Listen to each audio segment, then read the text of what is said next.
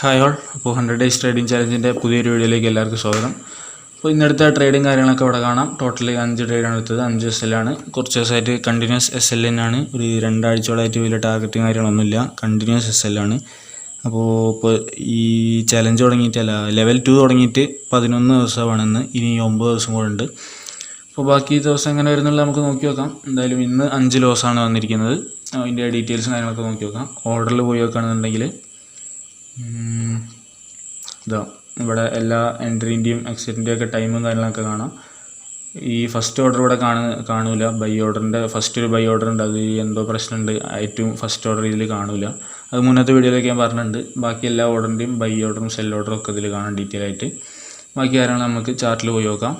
Okay, ആദ്യം 15 മിനിറ്റിൽ ഏതൊക്കെ ലിക്വിഡിറ്റി എടുത്തപ്പോഴാണ് ഞാൻ ട്രേഡ് കൺസിഡർ ചെയ്തത് കാണിച്ചു തരാം.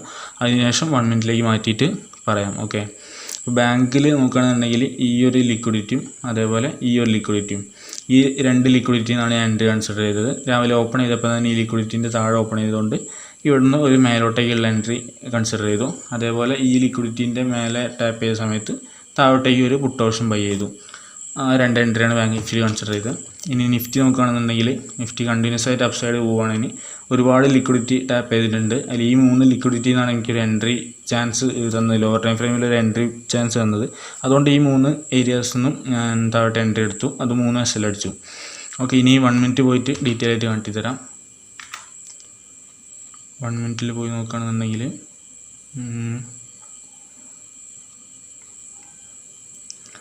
ഓക്കെ, ഫസ്റ്റ് എൻട്രി ഈ ഒരു ക്യാൻഡിലാണ് 9:21. 9:21 തന്നെ എൻട്രി എടുത്തു. 9:21 തന്നെ SL അടിച്ചു. പെട്ടെന്ന് തന്നെ പരിപാടി കഴിഞ്ഞു. അത് ഈ ലിക്വിഡിറ്റി എടുത്ത സമയത്ത് ലോവർ ടൈം ഫ്രെയിം നോക്കിയിട്ടാണ് എൻട്രി എടുത്തത്. ഇനി അടുത്ത എൻട്രി ഈ ഒരു ലിക്വിഡിറ്റി എടുത്ത സമയത്ത് ഈ ഒരു ക്യാൻഡിൽ എൻട്രി എടുത്തു 9:43. അത് ഈ ഒരു ക്യാൻഡിൽ SL അടിച്ചു മേലോട്ടേക്ക് പോയപ്പോൾ.